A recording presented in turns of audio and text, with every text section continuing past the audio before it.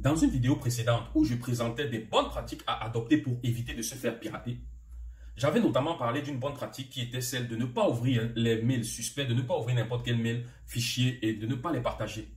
Il y a plusieurs personnes qui sont venues dans mon inbox pour me demander, mais parmi la pléthore de mails que nous recevons, comment détecter les mails suspects, les mails potentiellement dangereux?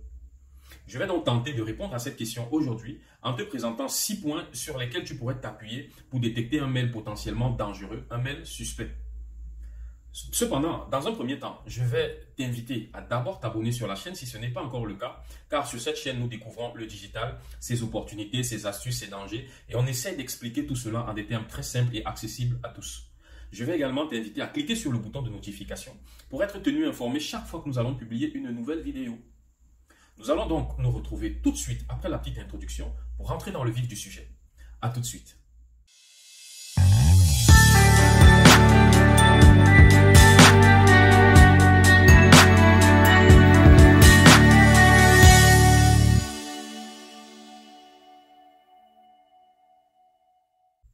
Bienvenue une fois de plus sur cette chaîne.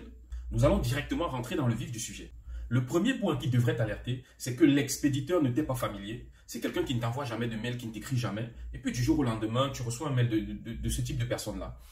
Comme ça. En général, là, ça doit déjà t'interpeller parce que si tu n'as pas l'habitude, les gens qui t'écrivent en général des mails sont les mêmes personnes de manière générale. Mais quand tu reçois un mail, peut-être d'un oncle, d'une tante que tu n'as pas vu depuis tellement d'années, vous n'êtes même pas en contact, etc., ça doit déjà t'interpeller, ça doit te mettre la puce à l'oreille. Ça, c'est le premier point qui peut t'aider à détecter un mail potentiellement suspect.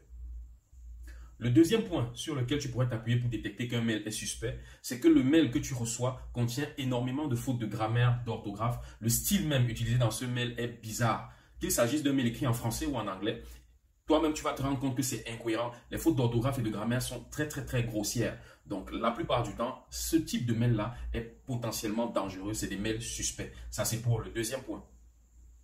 Le troisième point qui pourrait t'interpeller sur le mail, c'est que tu reçois un mail où on te demande de cliquer sur un lien ou de télécharger un fichier sans réelle raison apparente derrière, sans réelle histoire. On ne te dit rien, on t'incite juste à cliquer ou à télécharger un fichier. Faut éviter, n'essaye même pas, ne te dis pas que non, tu télécharges juste pour voir. N'essaye pas, peut-être parce que peut-être tu n'as même pas un antivirus suffisamment fort pour détecter les virus ou ce qui va être téléchargé là. Donc ce type de mail-là supprime directement. Sans outre mesure, supprime directement. Donc ça, c'est pour le troisième point. Le quatrième point, c'est que tu reçois un mail, ça peut être d'une société connue de la place, ça peut même être une société de laquelle tu es client, mais tu reçois un mail qui te dit de donner des informations personnelles, de donner des informations sensibles, notamment ton mot de passe, ton adresse, ton code barre, etc., ton code bancaire, etc.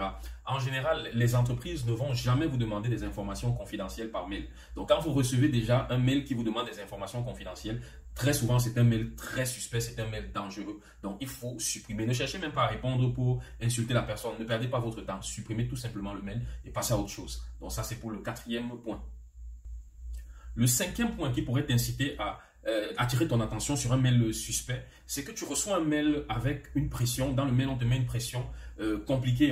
Tu reçois par exemple un mail qui te dit que ton compte à tel niveau va être supprimé dans un délai très court. Il faut que tu mettes à jour des informations. Sinon, on te met une pression, une mauvaise pression là pour que tu agisses vite. En général, ce genre de mail là, c'est des mails dangereux, c'est des mails suspects. Il faut éviter ça. Si vous recevez un mail de quelqu'un, et même s'il s'agit même si ça a l'air d'être un mail d'une société qui a pignon sur rue, s'il y a cette pression, si on vous met cette pression pour que vous agissiez rapidement là, dites-vous que c'est un mail suspect. Et puis dans le pire des cas, dans le pire des cas, si vous sentez vraiment le besoin de vérifier, c'est très simple. Vous levez de votre chaise ou de là où vous êtes assis et vous allez le lendemain sur le lieu de votre banque ou de cette entreprise-là, leur poser clairement la question. N'agissez pas sous l'effet de la pression, ne donnez pas des informations sous l'effet de la pression par mail. Évitez ça. Donc ça, c'est pour le cinquième point. Le sixième point, c'est que tu reçois un mail qui contient des images ou du contenu inhabituel. Notamment, ça peut être par exemple, tu reçois un mail qui a de belles images d'une loterie, on te dit que tu as gagné à un jeu de loterie compliqué, machin truc, alors que toi-même tu sais que tu n'as pas joué à un jeu. Mais je ne comprends pas pourquoi tu t'attends à gagner quelque chose alors que tu n'as pas joué à un jeu.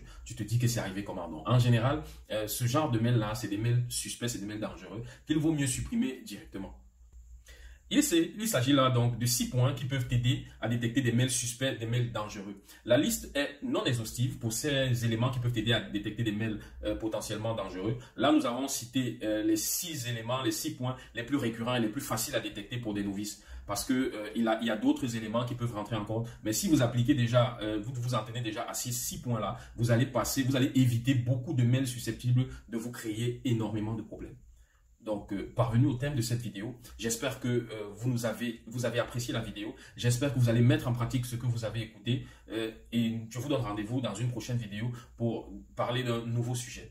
Passez une agréable journée et on se dit à la prochaine. Bye bye.